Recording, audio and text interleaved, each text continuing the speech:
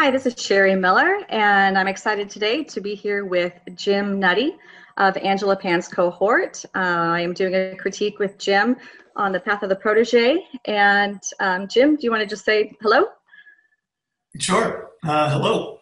Yeah, excited to do this with you, Shari. Very interested to get your thoughts. Great. Well, let's just get right to it then. I noticed that you have a different set of images coming in. Just a really short, brief introduction about your images that you brought today, and then I will ask you the same question before each one of the images as well as we get along. Okay, yeah, sure. These are different for me. I typically shoot architectural and some landscape images.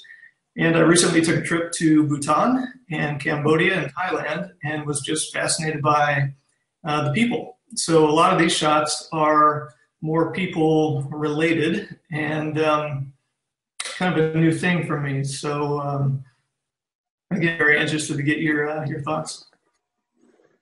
Well, great. Let's go ahead and get started. Let's see if I can get this screen share going. Do you see your image there? I do. Great. Okay, why don't you go ahead and tell us a little bit about this image? Well, this was a very quick shot. I was walking through one of the temples in Bhutan, and it was sort of a back hallway towards the rear of this temple. And I turned the corner and saw these two monks walking away from me. And immediately grabbed for my camera. I didn't have the right lens on, but I was able to capture it nonetheless, and just loved it. Loved the way the robes were flowing, the colors, the columns, the light, the shadows on the left. It would just really kind of drew me in. So in processing this, I softened it up a bit. I added a little bit of blur, Gaussian blur, and a little bit of grain just to, I think, give it a little bit of a softer feel. Well, great. It was really nice of that monk's robe to flow just right then, right there, and make that continuous line that comes down from his robe. I don't know if my cursor's in the right spot for you, but it's along the top of the robe, and it comes right down all the way, that line. I just thought, wow, how perfect of a moment to capture with that. And you know what you said about the image, of the things that I was going to comment on, you know, the great lines that you've got with the columns over here, the great light coming in, which, you know, you notice that these little streams of light, the darker, kind of the darker yellow here, the lighter yellow, the darker yellow, and then the lighter yellow there, they all kind of keep pointing in directly to your subject of the two monks over on that side. And just a great way to really bring our eyes right to those monks and to this moment that you captured there. And I like the idea about keeping it soft. With what you did, you said you added a little bit of blur to it, and then maybe a little bit of grain. Mm-hmm. The one thing I might say is I was glad to read that in your comments that you had added a little bit of grain, because at first I wondered if it was noise on it. And I was in a critique with somebody the other day talking about the same thing.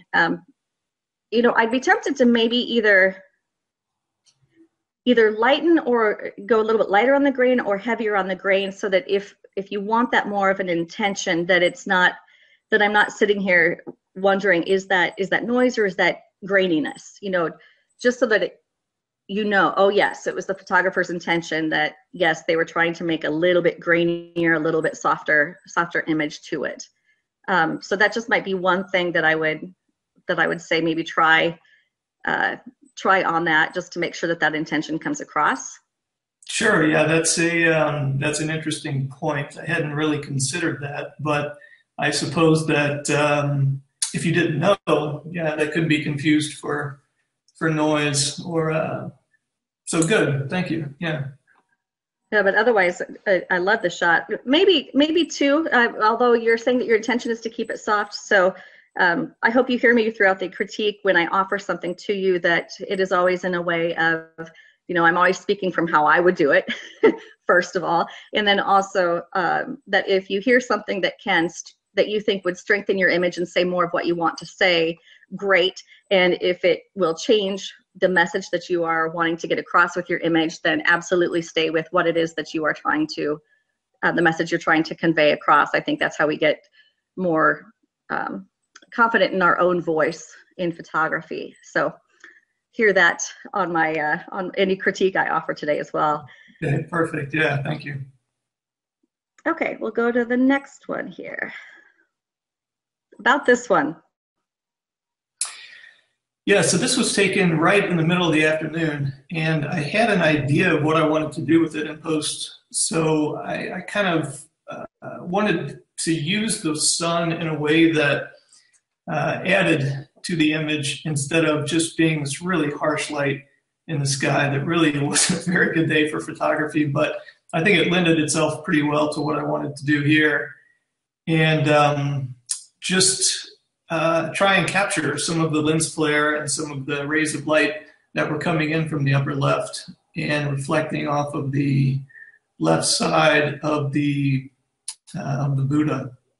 So I positioned myself fairly low. This is actually a huge Buddha. It's 169 feet tall. It's one of the largest in the world. It's also in Bhutan.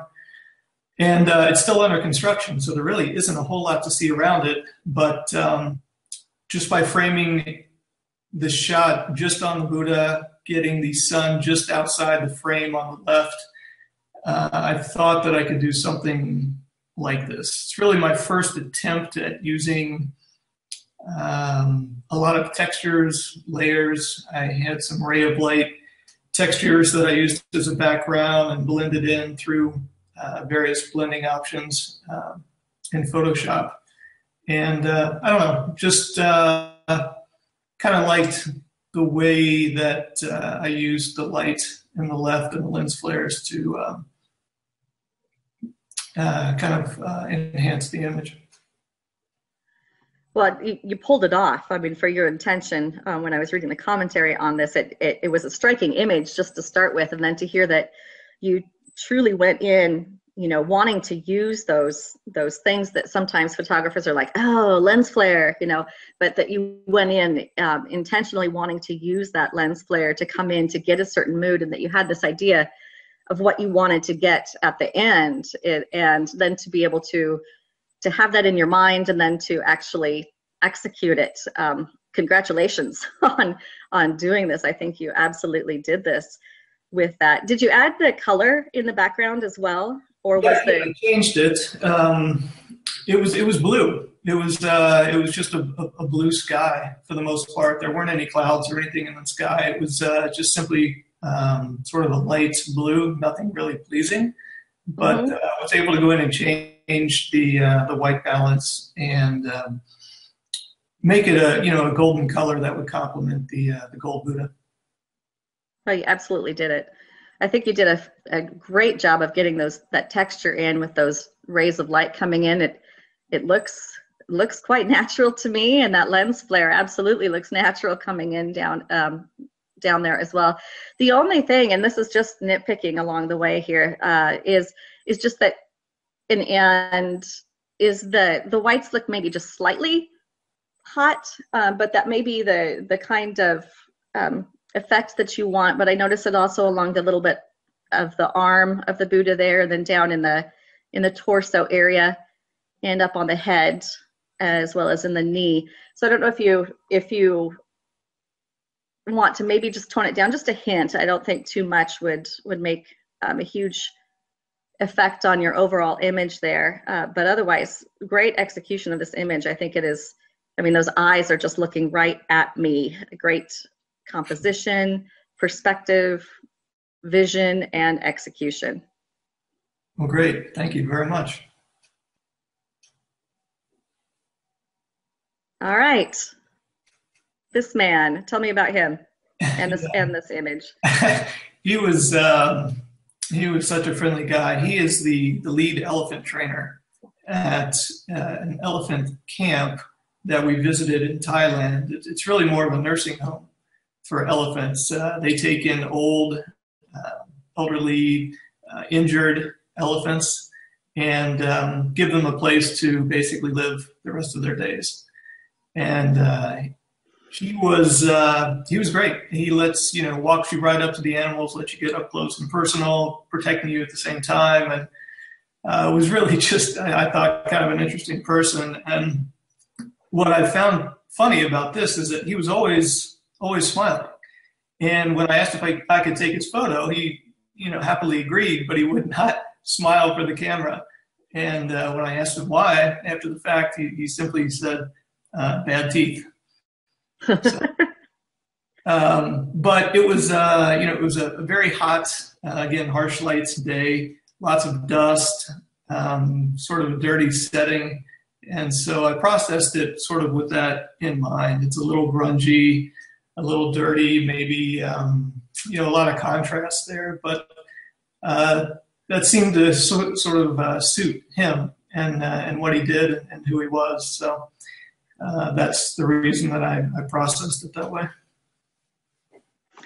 The choice worked. I mean, it looks like especially, I don't know if you use Lightroom, but the clarity, it looks like you increased that a bit. And I find that really works. I mean, it gets that dusty, grungy look to it, which, it's a beautiful human being, but looks like he has definitely experienced much life. And I think that choice of processing really worked for it, because I love the contrasts and the blues and the grays that you hear, the blues in the shirts, and then the dark blacks and grays over here, and it all kind of just works together with him. And then with that green in the background is a nice background for it too. I do have a question with this one, and then your last one that you have on there too.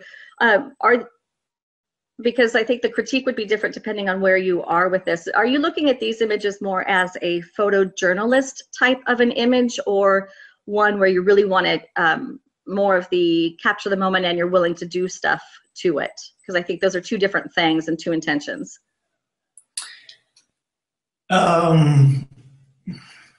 I'm not really sure if I understand. I was taking these as, I believe, more of a photojournalism type of a shot.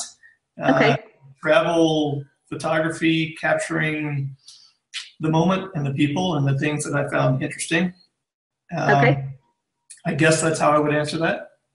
I think that's great. The reason I ask that is that there's a difference between, I think, what I would encourage on if you are doing for photojournalism, photo documentation like that, then I wouldn't talk anything about doing anything to the background. You're capturing a moment, capturing an image, and that is what you're doing there. If it were to be going, as I don't know how to say it, not fine art, but if you're looking to do more of a portrait, I guess, like a photo that you would do in a photo shoot that you have with somebody, I might say something about the background and a way to focus more in on him. I guess that's my difference, or my distinction between those two is it more of a shot you want to capture, keep it the way it is, or look to other ways of processing it to make the subject stand out? Is that any clearer? Yeah, I guess so. No, it was really just more about capturing the moment. I obviously took some liberties in processing to give it the feel that I wanted it to have. But I was trying to capture it as accurately as I could in camera with, the proper aperture, or, to blur the background a little bit. But really, yeah, I wasn't trying to do anything other than capture the moment. Okay. And I'll just go ahead and say what the reason I asked with that, because I think it is great as it is there. If you were to do anything more with that, I would possibly consider doing like a Gaussian blur on the background a little bit more, just to make it a little bit blurrier and have our eyes less over on this like stick in the background, and really bring out him, maybe darken the background again to bring him more to the forefront. But again, that's a different distinction than if you're truly just capturing a moment. And so just wanted to clarify that on that. I love this image. I showed this one to my husband last night, and he thought it was fabulous. Fabulous. Good, thank you. Okay, how about this one? This was in Thailand, in a city called Chiang Mai, and I believe it's the Chedi Luang Temple, if I remember correctly. And we were there around sunset. I took a couple photos from different locations, and we were actually exiting the complex. And as I walked out, I saw this woman kneeling in prayer, and just thought it was fantastic. I loved her in the red, her red clothes, the bright red clothes, the golden temple, the blue sky, the colors. I just thought were great, and the pose and the scene. There were a lot of people shuffling around, but I was able to get in front of them and remove them from the scene because I really just wanted to focus on her and sort of the serenity of the moment, at least for her. So another quick shot, not a lot of time to set up. In fact, she got up and walked away shortly after I took the shot, but was very happy that I was able to get it. And it's probably, I don't know, one of my favorites from Thailand. I think just again, love the colors and the serenity of the scene. Well, you definitely have a knack. You know, we talk photographers. We say a lot, "Oh, I was just in the right place at the right time." But there's a degree of certain photographers seem to be in the right place at the right time more often than others would, than you would expect to be. And so I have to, just say I'm really impressed with the fact how often that happens to you, and that you're ready for it. And I think that's it, that you are expecting those moments to happen, and you are ready to take advantage of those situations when they present themselves, like this one. I mean, perfect. You couldn't have posed this one better than what you got with this woman in that spot, just slightly off center, so it's not that just absolutely perfect symmetry, but just slightly off, so it keeps that interest, keeps our eye in there as well. And as I was looking at this, or I was going to ask, with the color of the sky, the choice that you have, was it like that day, or did you do some processing to it? Because the choice that you made works wonderfully with the golds and the yellows in that temple. It was pretty much the way it was. I always enjoy taking shots during the blue hour. It really only lasts about 5 or 10 minutes. Right. To be at that moment in the evening where the camera picks up the rich blue color in the sky. Your eye doesn't really pick it up, but the camera is able to. So there really was very little processing done on the sky or the colors. It was pretty much as captured.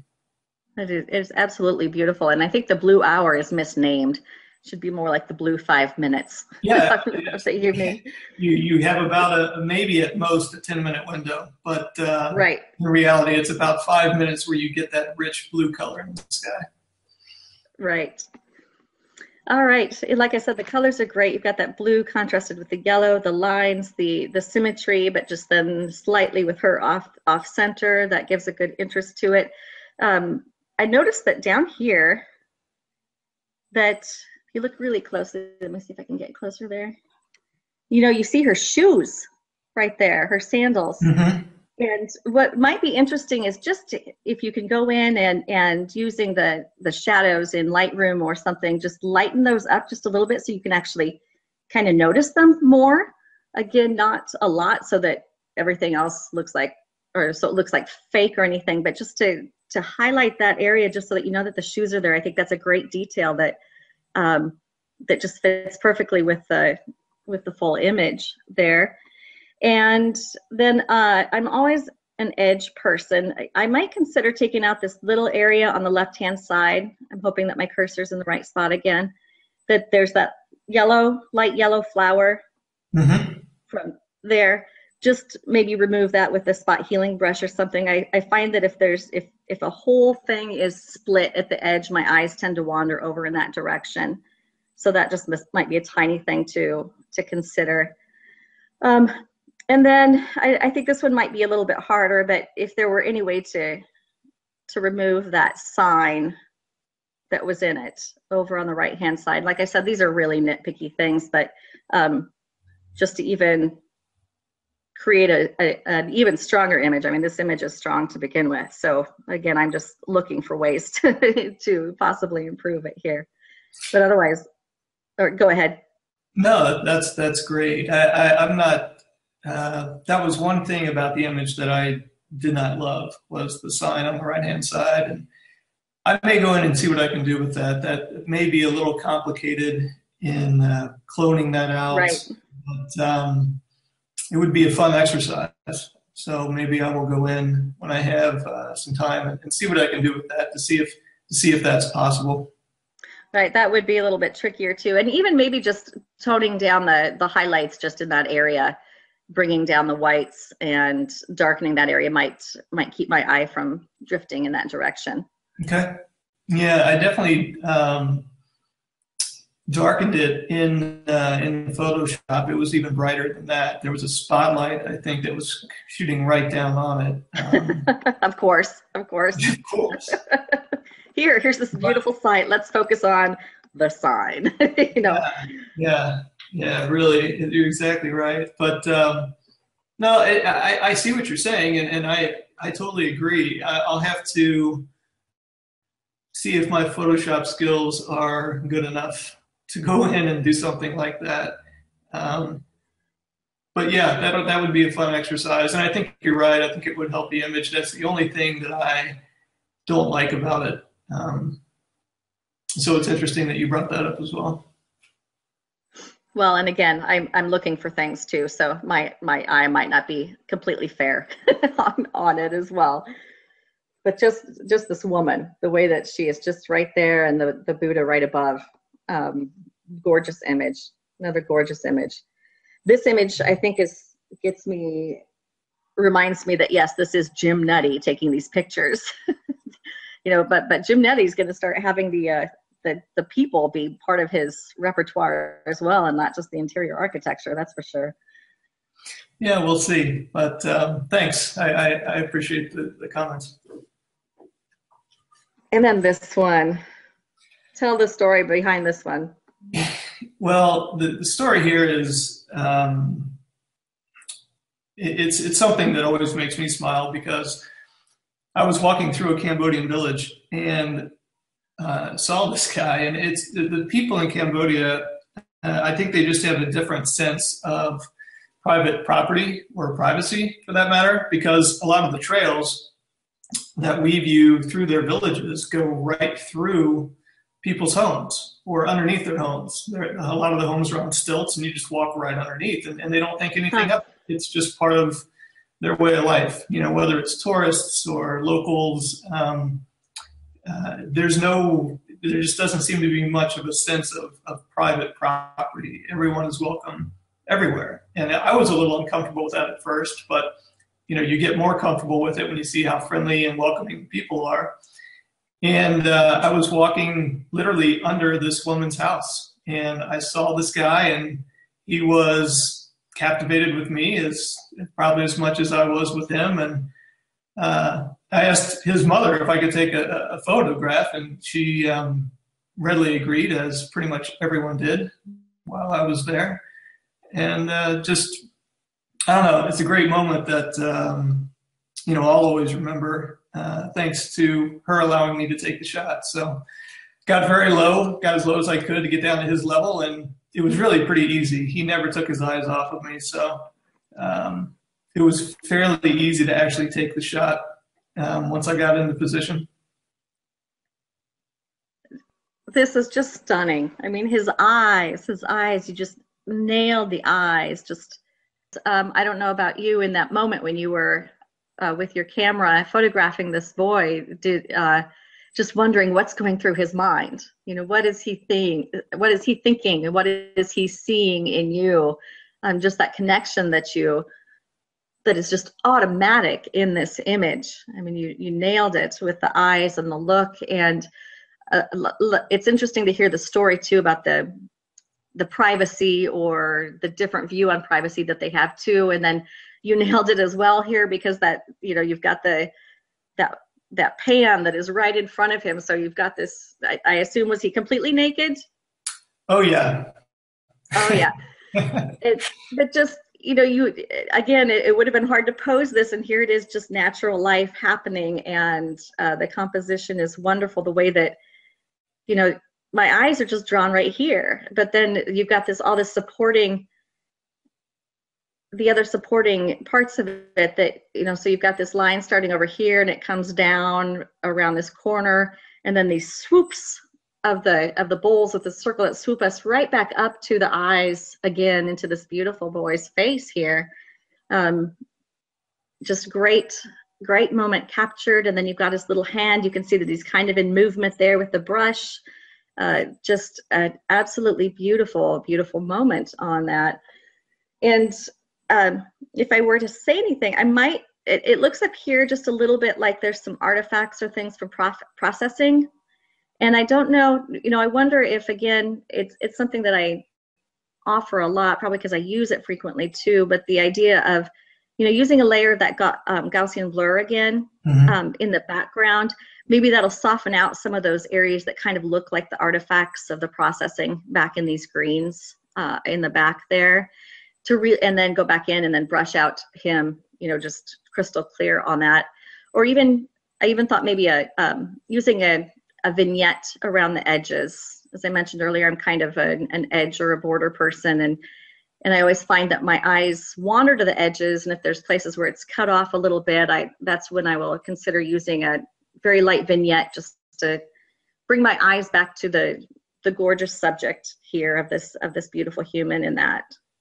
But otherwise, what a great image, great capture, Jim.